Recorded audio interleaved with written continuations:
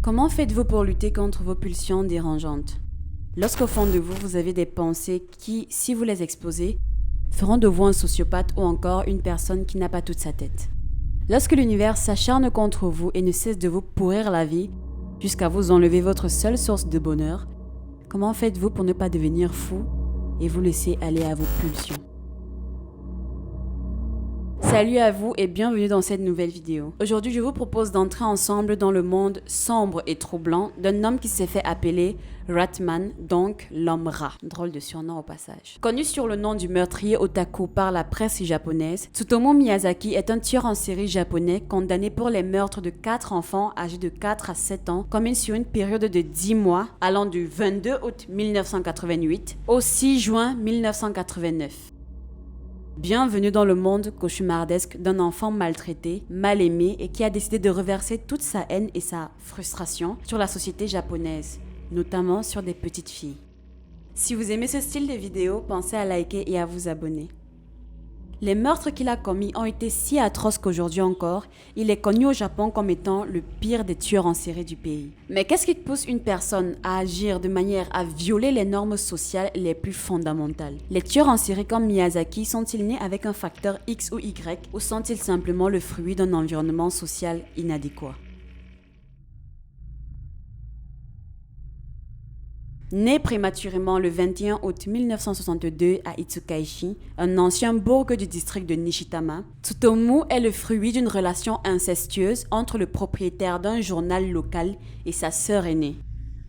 Ça commence bien tout ça. Du fait des circonstances de sa conception et de sa naissance prématurée, il vint au monde avec une déformation des mains. Sa prématurité ayant certainement entraîné un grand nombre de problèmes physiques et on le suppose aussi psychologiques. Cette difformité qu'il avait au niveau des mains, par exemple, faisait en sorte qu'il lui manquait des articulations reliant les mains aux poignets. Il avait donc une sorte de membre continu, ce qui faisait qu'il avait donc beaucoup de mal à se servir de ses mains. C'était très difficile pour lui parce qu'il devait bouger tout son avant-bras pour faire bouger sa main. Et surtout, tout le monde voyait qu'il avait cette difformité. Vous imaginez donc comment il a pu se sentir et surtout comment il a certainement été traité à cause de cette malformation. Oui, la société dans laquelle nous vivons est injuste. Ses mains ressemblaient un peu plus à celles de rongeurs qu'à celles d'humains. À l'école, il subissait un grand nombre de taquineries, de brimades. Il était constamment harcelé pour sa difformité et le pire c'est que ça ne s'arrêtait pas à la sortie de l'école puisque ses sœurs étaient profondément dégoûtées par cette difformité. Il n'a jamais connu l'amour, que ce soit de sa famille ou de ses amis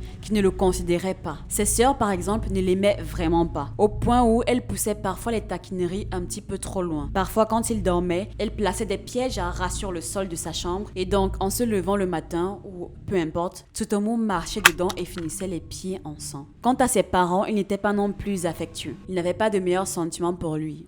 En même temps, il est issu d'une relation incestueuse. La plupart du temps, il l'ignorait, il le tolérait. Je dirais même qu'il le négligeait. Cette attitude n'est en fait pas réellement surprenante étant donné les circonstances de sa naissance. Le fait que ses parents n'étaient pas très présents pour lui à cause de leurs occupations. Il a d'ailleurs été principalement élevé par son grand-père et un homme handicapé intellectuel comme Nounou. Ne me demandez pas pourquoi ce choix étrange, je ne saurais vous le dire. Il a toujours été une personne totalement en marge de la société. Il s'est retiré dans un monde assez sombre, fait de fantasmes, des scénarios qu'il a souhaité voir jouer dans la réalité. Étant donné qu'il était vu comme le monstre de sa famille, il a dû extrêmement mal le vivre dans une période comme la petite enfance, qui est assez délicate pour le développement psychosocial de l'enfant. Très bon élève durant ses premières années de lycée, c'était un enfant extrêmement intelligent, extrêmement studieux. Il a subi une pression constante de ses parents et a été harcelé par ses camarades étant plus jeune. Ses notes ont donc commencé à drastiquement baisser et le jeune homme qui voulait initialement devenir professeur d'anglais, n'ayant pas eu de bonnes notes, il a finalement décidé de se former pour devenir technicien photo. En grandissant, il a développé un complexe d'infériorité en raison de la taille de son membre reproducteur et de son incapacité à socialiser avec les femmes. C'était surtout les femmes qui ne voulaient pas vraiment socialiser avec lui. Assez pervers à l'université, il avait pour passe-temps et pour obsession de photographier sous les jupes des joueuses de l'équipe de tennis de table pour se masturber ensuite dessus chez lui à la maison. À la fin de ses études, il revint s'installer chez ses parents, ce qui n'arrangea en rien sa situation car en plus d'avoir un esprit pervers, Tsutomu était un grand consommateur de pornographie extrême, infantile, et puis il adorait les films d'horreur vraiment violents et c'était un grand consommateur de manga et d'anime. Et il avait 2 jeunes sœurs. Je vous laisse faire le connecteur logique. Un jour, l'une d'elles le surprit en train de la regarder alors qu'elle prenait une douche. Lorsqu'elle se mit à lui crier dessus en lui disant de partir, il lui aurait sauté dessus pour l'agresser. Plus tard, l'incident vint aux oreilles de sa mère adoptive, donc l'épouse de son père, et lorsqu'elle prit la décision de lui en parler pour le réprimander, il eut la même réaction qu'avec sa sœur. Et c'est après cette première agression que Miyazaki a commencé à collectionner des animés pornographiques, des magazines pour adultes, des films violents et de la pornographie juvénile. En grandissant, les relations qu'il avait avec sa famille sont devenues relativement mauvaises. En réalité, il n'arrivait à s'entendre qu'avec son grand-père, mais ce dernier est décédé en mai 1988, ce qui plongea davantage Tsutomu dans une dépression. Déjà assez dérangé à l'époque, il s'est dit que pour conserver à jamais un souvenir de son grand-père, il a décidé de manger une partie de ses cendres après l'incinération de ce dernier, histoire bien sûr de le garder auprès de lui. Dites-moi en commentaire ceux qui ont eu des nausées à cette partie de l'histoire. Son grand-père étant la seule personne qui lui témoignait de l'attention et de l'affection, mais surtout du respect, il s'était vraiment attaché à lui et sa mort a aussi marqué la mort de l'humanité de Tsutomu et a signé le début de ses activités meurtrières.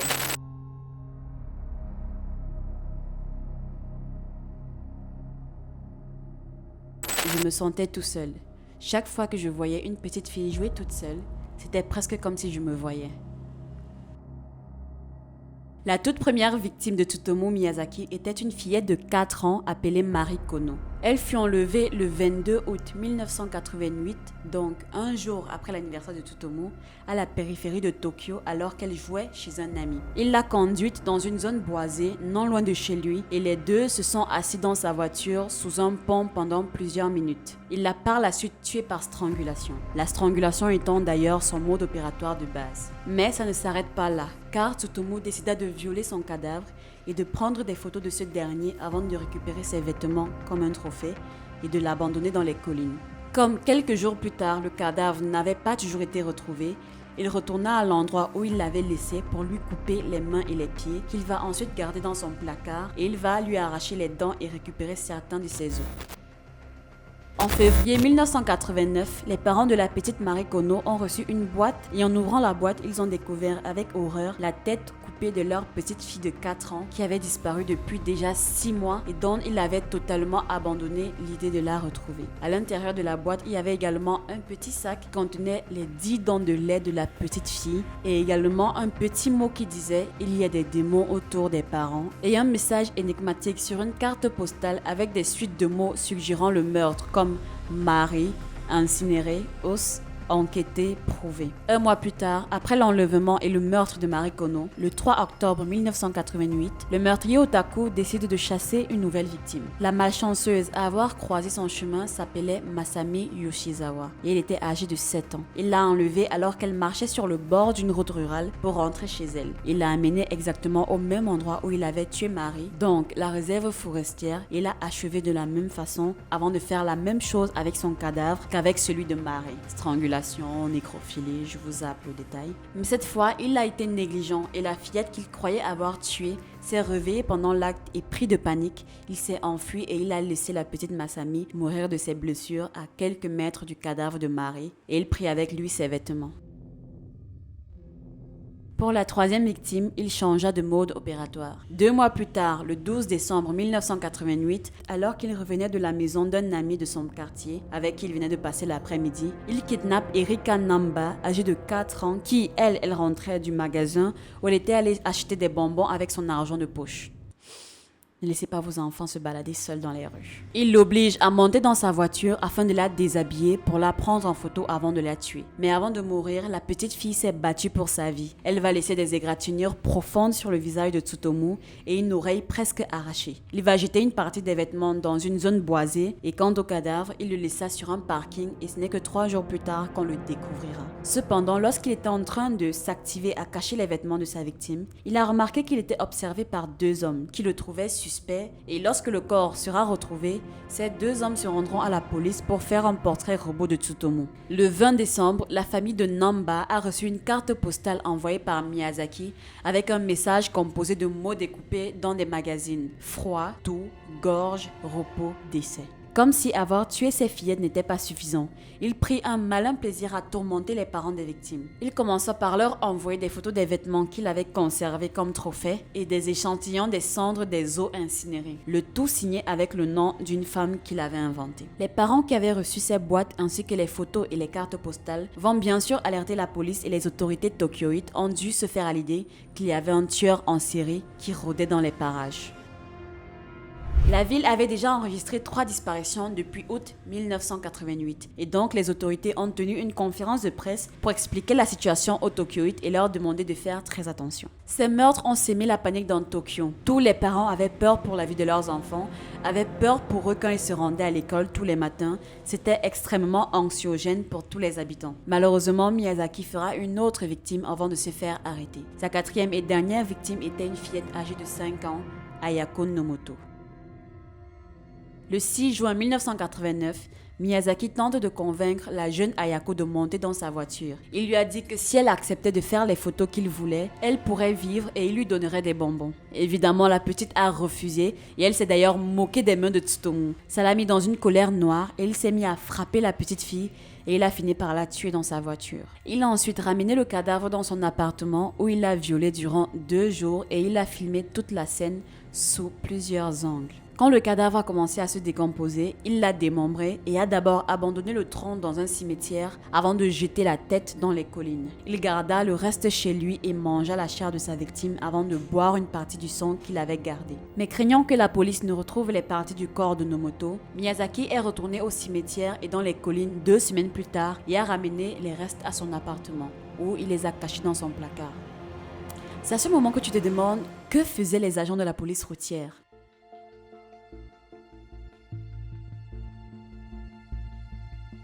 Se sentant de plus en plus invincible face à l'incapacité de la police à le retrouver, Tsutomu Miyazaki a commencé à être beaucoup plus audacieux dans ses crimes et beaucoup plus négligent. Il a décidé de s'en prendre à 2 filles à la fois. Un jour, il s'est rendu dans un parc à l'ouest de Tokyo pour observer des gens, pour observer les enfants et pour trouver de nouvelles victimes. Et là, il a ciblé 2 sœurs qui étaient en train de jouer. Il a essayé de les attirer pour qu'elles montent dans sa voiture, mais l'aînée s'est enfuie. Il a néanmoins réussi à attraper la cadette et à la faire monter dans sa voiture. Ils se sont dirigés vers un buisson à peine isolé non loin du parc. Et là, il l'a convaincue de se déshabiller et s'est mis à prendre des photos d'elle. C'est à ce moment que l'aîné est revenu au parc accompagné de son père et ils ont trouvé Tsutomu en train d'insérer l'objectif de sa caméra dans les parties génitales de la petite fille. Le père s'est évidemment jeté sur Tsutomu, mais il n'a pas réussi à le retenir. Miyazaki s'est enfui de la région, nu et à pied. Mais à un moment donné, il a fallu qu'il rentre chez lui et il s'est donc rendu jusqu'à sa voiture, ce qui au passage était très bête. Et le père de la petite fille l'y attendait, évidemment avec la police, et il a été placé en garde à vue parce qu'il correspondait totalement à la description du tueur donnée par les 2 témoins.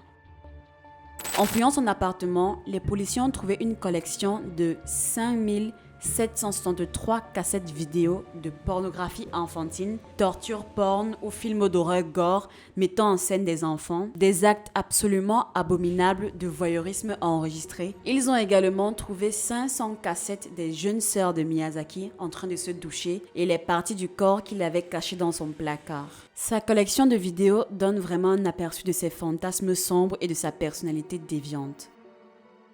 Interrogé par la police, Miyazaki s'est montré absolument hautain. Ils n'ont pas eu besoin de lui tirer les verres du nez parce qu'il a tout avoué et il semblait extrêmement fier de ce qu'il avait fait. Les médias l'ont surnommé le meurtrier otaku. La presse utilisa ce terme, donc le terme otaku, pour désigner le meurtrier et son logement. En effet, ce terme désigne littéralement en japonais le shiswa. C'est après l'affaire Miyazaki que dans l'imaginaire collectif, le terme d'otaku fut associé aux cultures de type otaku, peuplées de bandes dessinées, d'animés pornographiques et de jeux vidéo. Divers journaux ont affirmé que Miyazaki s'était retiré dans un monde fantastique de manga à la suite de son éducation négligée. Les crimes de Tsutomu ont eu un impact significatif sur la culture japonaise. Les médias l'ont désigné comme représentant de la culture otaku dans son ensemble, mettant en garde contre ce mode de vie et dénigrant les animés et les mangas. Ce portrait est venu entacher une large partie de la population qui était déjà solitaire et marginalisée et les simples passionnés d'animés et de mangas.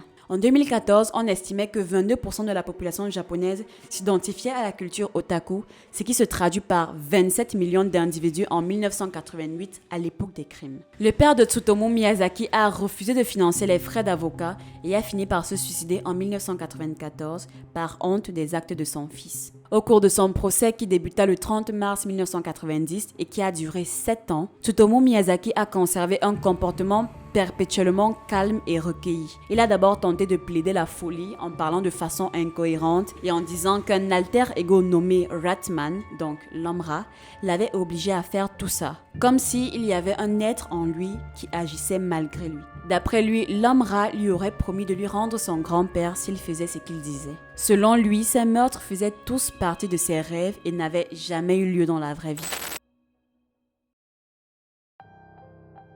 Le procès de 7 ans s'est concentré sur l'état mental de Miyazaki au moment des meurtres. Les psychologues ont conclu qu'il était sain d'esprit, mais qu'il souffrait à la fois d'un trouble dissociatif de l'identité et d'un cas grave de schizophrénie, bien que d'autres psychologues aient suggéré qu'il n'avait aucun trouble apparent. Le docteur Susuma Oda, psychologue à l'université de Tsukuba, a décrit ces meurtres en série comme des meurtres à sensations fortes ou d'un genre rare. Il fut reconnu comme souffrant d'une forme aggravée de schizophrénie, mais le tribunal jugea tout de même qu'il était pleinement conscient de ses actes et prit la décision de le condamner à mort par pendaison pour les 4 meurtres. Lorsqu'on lui a demandé plus tard s'il souhaitait s'excuser auprès des familles pour les meurtres, mais aussi pour les colis qu'il a envoyés et pour les appels téléphoniques dérangeants qu'il avait passés, il a dit non, qu'il ne souhaitait pas s'excuser et qu'il avait fait un bon travail et qu'il était fier de lui. Sa condamnation fut confirmée par la Haute Cour de Tokyo, puis par la Cour suprême du Japon, et il est finalement exécuté le 17 juin 2008. Il était alors âgé de 45 ans.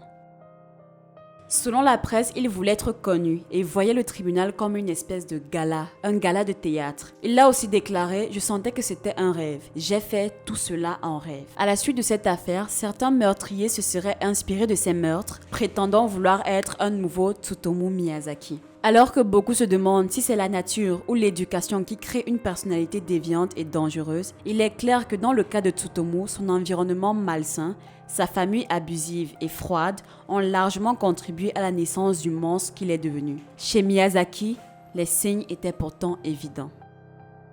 Les motifs de passage à l'acte chez les tueurs en série peuvent être très divers.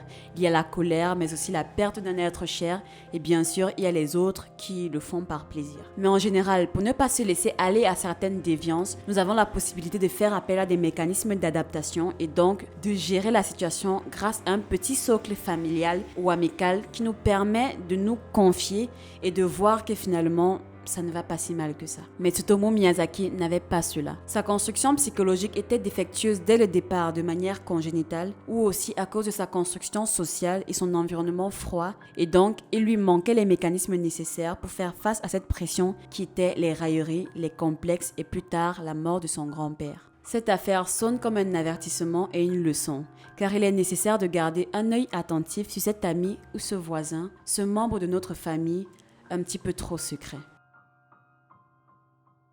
Voilà, c'est la fin de cette triste histoire. Selon vous, Tsutomu était-il fou? Était-il un petit peu trop otaku? Dans tous les cas, mettez votre avis en commentaire et on en débattra. Si vous avez encore envie de vous faire peur dans une moindre mesure, vous pouvez toujours liker la vidéo et cliquer ici pour voir une autre vidéo ou cliquez ici pour vous abonner à la chaîne. En attendant, portez-vous bien, faites de beaux cauchemars et on se dit à la prochaine pour une nouvelle vidéo.